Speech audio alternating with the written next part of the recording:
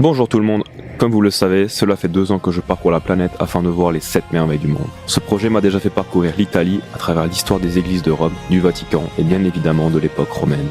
Ce voyage m'a clairement fait comprendre que je devais voir les 6 autres merveilles. 1 an plus tard, je pars avec mon papa au pays des Mayas. Le voyage au Mexique était vraiment particulier car c'est la première fois que je partais juste avec mon père dans un tel voyage.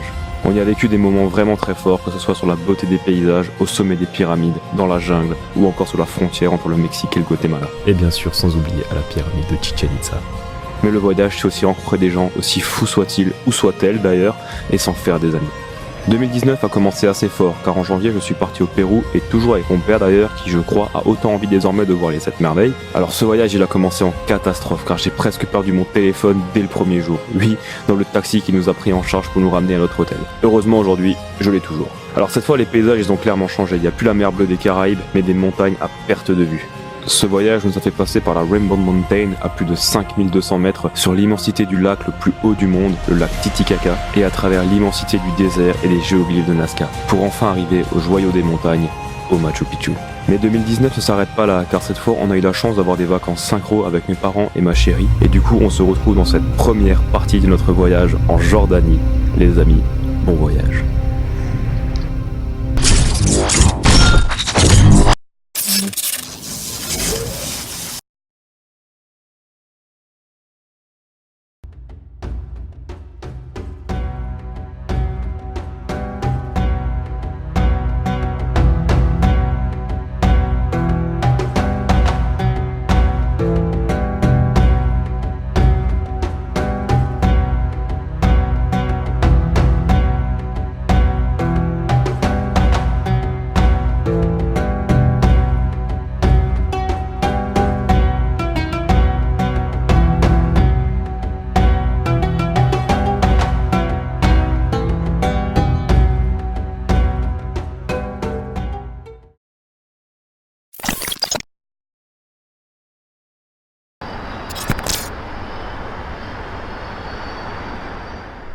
Bonjour les amis, nouvelle vidéo assez exceptionnelle aujourd'hui étant donné qu'on est parti pour une nouvelle vidéo travel. Donc cette fois-ci on se retrouve en Jordanie et c'est une vidéo assez spéciale étant donné que cette fois-ci je repars avec mon père, ma mère mais aussi ma chérie. On est tous partis en famille là. Et on se retrouve du coup en Jordanie pour faire ma 4e merveille du monde qui viendra un peu plus tard dans la vidéo et de toute façon je ferai une vidéo qui sera dédiée à la merveille. Et en attendant, on se retrouve à Amman, à la citadelle, donc on est sur les hauteurs de la ville. Donc c'est une cité gréco-romaine qui a été construite sur les hauteurs de la ville. Il n'y a pas énormément de choses à voir, mais le point de vue est assez exceptionnel.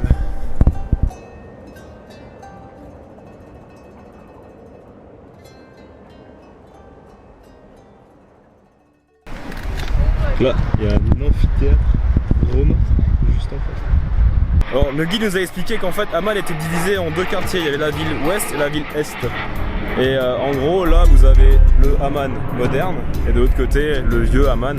Et en général les cités en Jordanie sont relativement bien conservées. Ces colonnes sont juste impressionnantes, c'est hyper haut.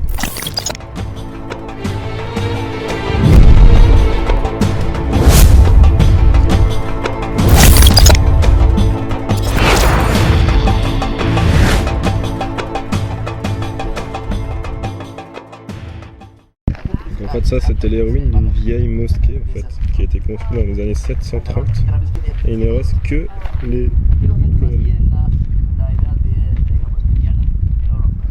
De l'autre côté vous avez du coup une autre mosquée qui est encore complètement intacte.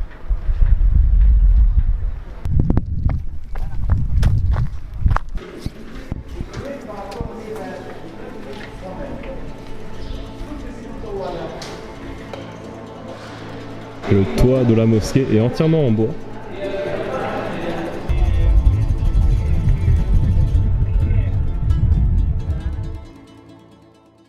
Comme vous avez pu le voir, depuis la citadelle, on peut admirer un panorama sur les 7 collines de Amman.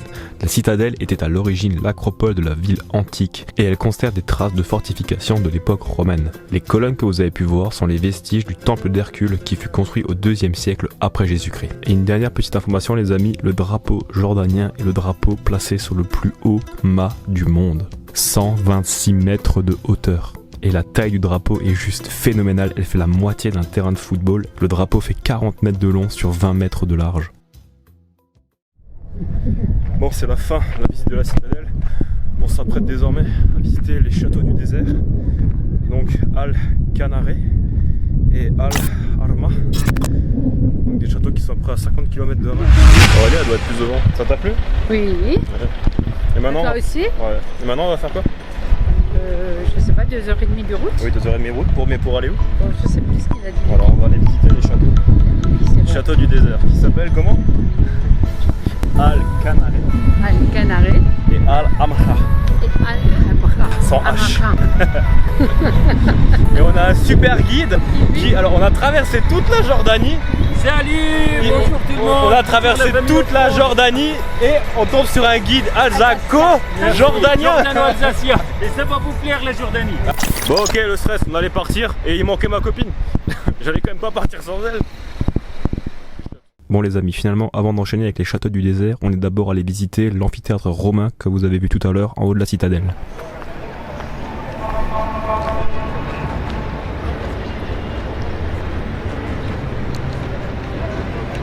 Bon, l'amphithéâtre romain qu'il y a derrière moi, c'est le plus grand amphithéâtre de Jordanie. Et juste à côté, là-bas derrière, il y a le plus petit de Jordanie. On se sent bien ici, franchement. C'est énormissime. Et voilà, la taille de cet amphithéâtre. Et là, ce que vous voyez là-haut, du coup, derrière, tout derrière, c'est la citadelle. C'est là où on était avant. Putain, la taille des marches, mon gars.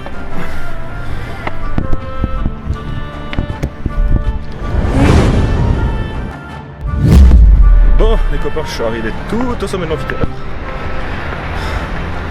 L'amphithéâtre romain d'Amman a été construit au 2e siècle après Jésus-Christ, à la même période que la citadelle. On distingue très clairement 3 niveaux.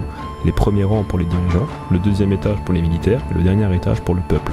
Cet amphithéâtre avait une capacité totale de 6000 places et le petit théâtre dont je vous ai parlé tout à l'heure, qui s'appelle l'Odéon, avait une capacité bien inférieure mais il fut construit pour des moments bien plus intimes avec une capacité seulement de 600 places. Conçu pour des soirées avec des spectacles musicaux. Bon, on est ici au château de Azrad. On est en plein milieu de la ville. Et vous pouvez voir d'ailleurs en fait la ville. Ce château il a été construit pour protéger la route commerciale que les Romains avaient pu construire. Et justement ça protégeait en fait de tous les pilleurs et du vandalisme. Et juste ici, donc ça, ce bâtiment là, donc ça c'est une mosquée. Donc le Seykar, vers le sud.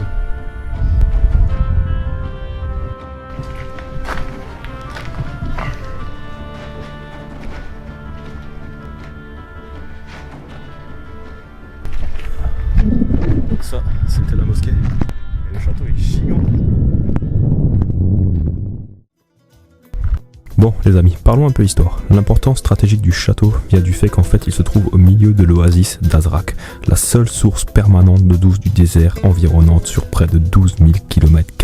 Plusieurs civilisations ont occupé le site pour sa valeur stratégique dans cette région désertique éloignée et très aride. La région a été habitée par les Nabatéens vers l'an 200, puis est passée sous le contrôle de l'Empire romain. Les Romains ont construit une structure en basalte et qui a été réutilisée par les Byzantins et l'Empire des Omeyyades. Le château connaît son ultime étape de construction en 1237 avec un émir de la dynastie des Ayyoubides, je vous marque son nom en bas de l'écran, et qui la réorganise et la fortifie. La forteresse telle que vous la voyez ainsi est dans cette forme actuelle depuis cette période.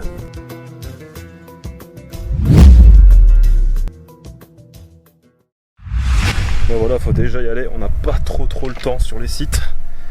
Et chose que j'en ai pas parlé avant. Mais en fait on est dans une zone, on est juste à côté de l'Irak et de l'Arabie Saoudite. Et du coup ça nous arrive des fois, donc avant on a vu des drones. Alors les drones c'est pas des Mavic Air, hein, c'est des drones prédateurs, donc ceux qui peuvent tirer des missiles à distance. Et des avions de chasse aussi, on est passé près d'une base aérienne. Donc on sent bien les tensions qu'il y a dans les pays à côté. T'as pas revu des drones depuis? Non. Il faut voir la taille des portes en fait. Les portes romaines. How many kilos it's one door? 1 ton. 1 ton this. Ah mais en plus ça pilote bien. Pas mal. Bon système. C'était bien graissé, la pierre était très très bien graissée. Là on est juste à côté de la frontière avec l'Irak et l'Arabie Saoudite.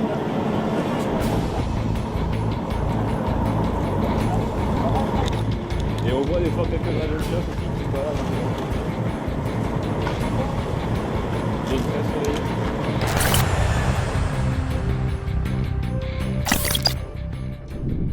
Donc ça les amis, c'est le château Hamra. Il a été construit 1000 ans plus tard que celui qu'on a visité tout à l'heure. On remarque tout de suite que clairement des fondations ça a été beaucoup mieux construit. Donc ici il y avait carrément des thermes. Je vais vous montrer ça. Il y a encore un puits qui est juste là-bas qui fait 14 mètres de profondeur. Donc il y avait une source d'eau. L'eau était très présente à l'époque dans la région. Il y avait des oasis aussi dans ce désert. Voilà, donc le puits il est juste ici. Voilà.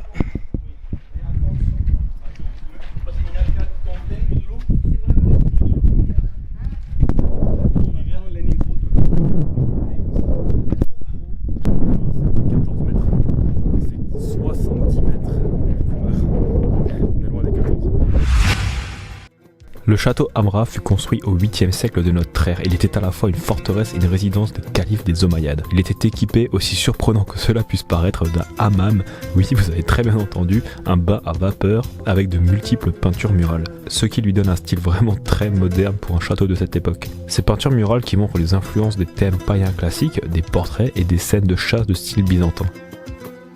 La représentation du zodiaque sous la voûte du Caladium est une des plus anciennes représentations d'une carte connue subsistant sur un dôme.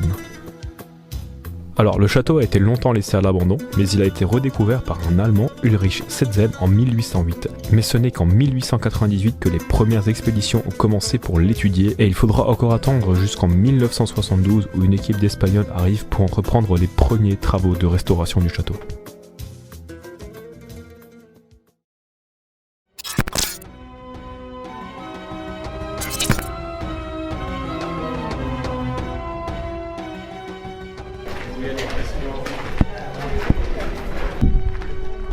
Ah ouais, c'est vrai qu'on dirait carrément une villa en fait.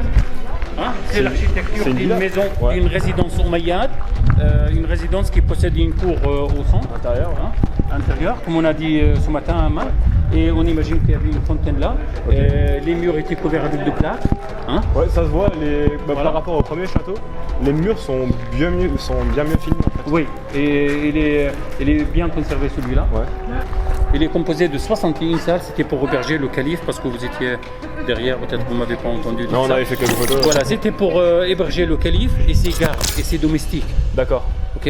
Dans la version qui dit que c'était un pavillon de chasse. Ok. Et il y a une autre version qui dit que c'était une caravansérail sur la route de sel. Il y avait des caravaniers qui transportaient le sel qui sel, passait par là. Ok. Et donc c'est pour leur rendre service, un rest house, un motel, Ouais, où ils ouais, pouvaient dormir, se ravitailler avec l'eau et tout ça. Et là, entre les deux niveaux, il y avait une coursive qui permettait aux gens d'accéder Passer, aux ouais. chambres. Ok. L'architecture de ce château-là, il est incroyable. Il est super bien préservé. Maintenant, on rentre. Les piscines.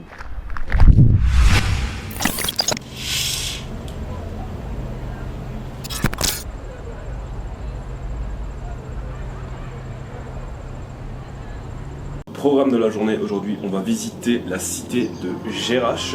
Jerash c'est une cité romaine qui est au nord de Amman et apparemment c'est la cité la mieux préservée du monde. Et c'est un petit peu boudé aussi par les touristes parce qu'en fait on est juste à quelques kilomètres de la frontière avec l'Irak. Je vais vous montrer ça. C'est parti.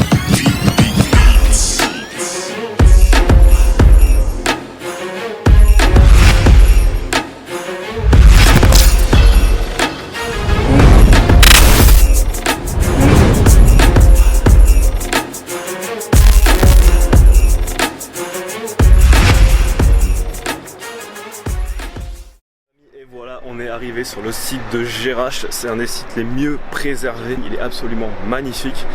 Ce que vous voyez derrière moi, c'est la porte d'Adrien, ou l'arc de triomphe d'Adrien en fait.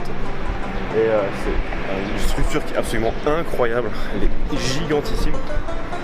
Et juste derrière moi, il y a l'hippodrome du site de Gerach.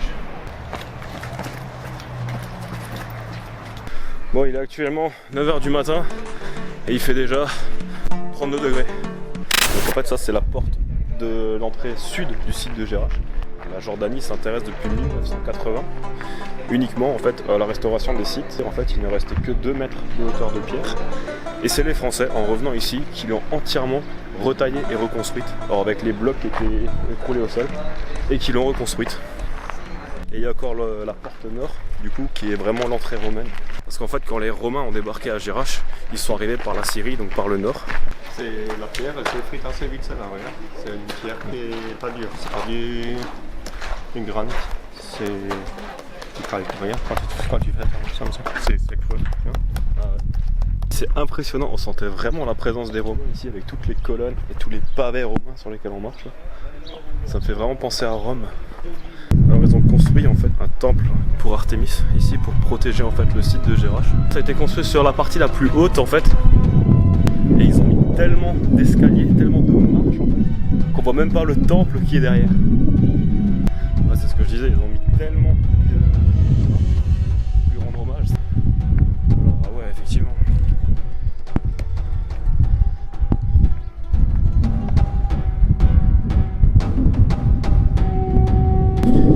Les amis, un peu d'histoire aussi. Toutes les ruines que vous pouvez voir derrière, donc toutes les colonnes qui se sont écroulées, les temples et tout ça, c'est pas parce qu'en fait ça a été attaqué, c'est parce qu'en fait il y a eu un tremblement de terre en 748, extrême violence, parce qu'en fait la Jordanie et toute la région un peu du Proche-Orient est située sur une faille sismique. Et il y a eu un tremblement de terre qui a entièrement ravagé la partie nord de la Jordanie, qui à l'époque ne s'appelait pas comme ça. Mais c'est pour ça que la cité de Gerach en fait a été un peu détruite. Mais qui reste quand même relativement très bien conservé.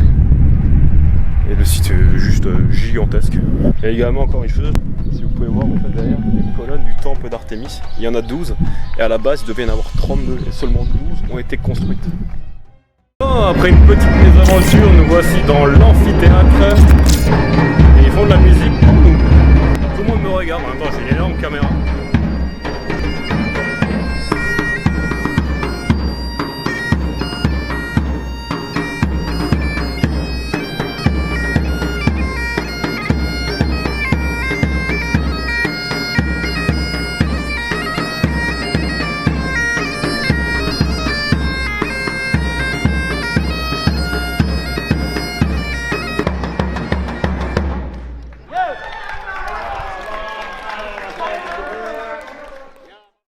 Gerach, c'est clairement à visiter, mais l'histoire de cette ville est tellement longue à raconter que je vais survoler les grandes lignes.